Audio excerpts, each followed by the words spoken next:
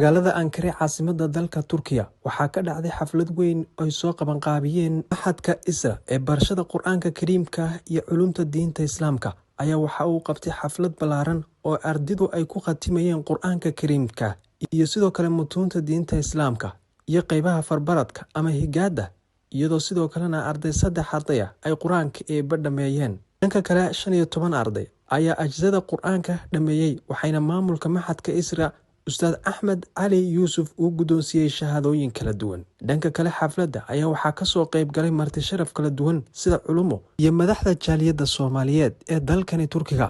aniga wakiilka ah bahda reer Isra kuna hadlaya afkooda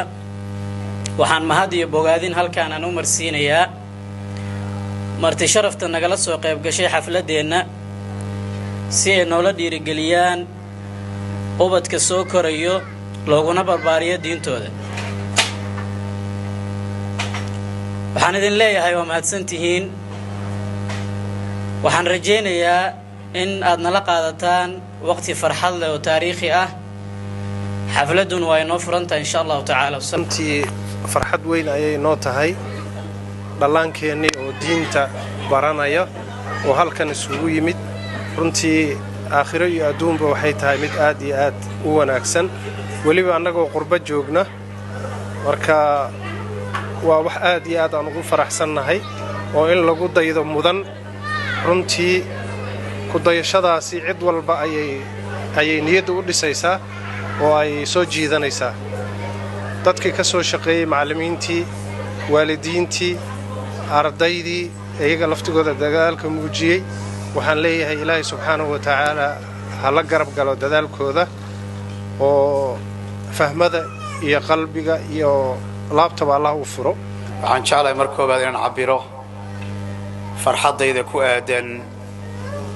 inaan xafladan quruxda badan farxadan lagu weyneynayo kalaamka Ilaahay farxadan lagu sharfayo hadalka Ilaahay subxaanahu wa tacaala farxadan xafladan lagu dhiirigelinayo da'yartii mustaqbalka iyo dhalinyaradii mustaqbalka inaan qayb ka ahaado oo ka soo qayb galo ugu horeynta aad baan ugu faraxsanahay xamdi iyo mahad celin Allah ayaa keligii iska leh subxaanahu wa tacaala waxaan ku shukrinayaa walaalaha loo soo diyaariyay xafladan qiimaha badan macallimiinta madrasatu Isra hooyooyinka madrasatu Isra aabayaalka madrasatu Isra iyo ardayda iyo da'yartay dhalinyarada madrasatu Isra anigoon kala qaadaynin oday iyo dhalinyaro rag iyo dumar inta horta waa idin mahad celinayaa waxaan doonayaa inaan wax yar ka dhaho wixii aan arkay hadda intii aan fadhiyay waxaan salaadii casar baan ku soo bilowday aniga imaam u ahaa inta aanan tukanin waxaan idhi yaa aqimaya laba nin dhalinyaro dad badan baa gacanta taagay laba yar ayaa yidhi anaga akhriyayna aniga mid baan idhi adin aqimkii marka adin buu nooga dhigay marka lama adimina adin caadu noo adimay labadaan nin waxaa la yidhahdaa nuux inna waxaa la yidhahdaa cabdiraxmaan magacyadooda haddaanan khaldaynin saanu xifdiyeynaysa ahayn baan u malaynayaa laba wiiloo aad u yaryar bay ahaayeen midna waa noo adimay midna waa noo aqimay qodobka aan Isra leeyahay waxaa weeye جزاكم الله خيرا إن قرآن بس الله أقرأ مدرسة واد كبدشين مذهبك يا منهجك إن بضمبان أنا شخصيا ولا واقعي الله ورعروت قرآن يا الله برين قرآن مدمدو بألا كيقان إلهي يسعمد وعاني سعديو الله أكبر ومناسبة هذا ونكسن كنت ما أنت مقالة أنكرة معلمين تا مدارستا inuu haya jihaad aad u weyn bay ku jiraan marka waalidku la fahmaan iyadoo caqabadka iska jira aad u badan yihiin qofka mas'uulka ama madrasada inuu suuro galiyo carruurteena inaynu geeyno quraanka waa hawl aad u weyn marka door aad u weyn bay u kaceen xaqiiqatan mar baa jirtay magaalada madaaris badan ku yaaleen laakiin hadda sida sheekhu sheegay labada madrasadood waxaan u mahadcelinayaa martida halkan isugu timid ee waqtigooda qiimaha badnaa inoo soo hurtay iyo waalidiinta intaba waxaan ku hadlayaa afka waalidiinta waxaan ka mid ahay macadka Isra carruurtu dhigtaan ilaahay ha barakeeyo awlaadda insha Allah biidnillaahi alkariim macallimiintu dadaal badan bay noo hayaan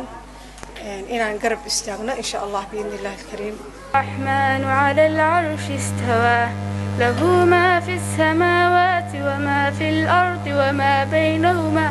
وما تحت الثرى وإن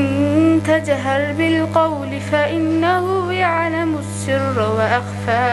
أراك تحب عرسا ذات خدر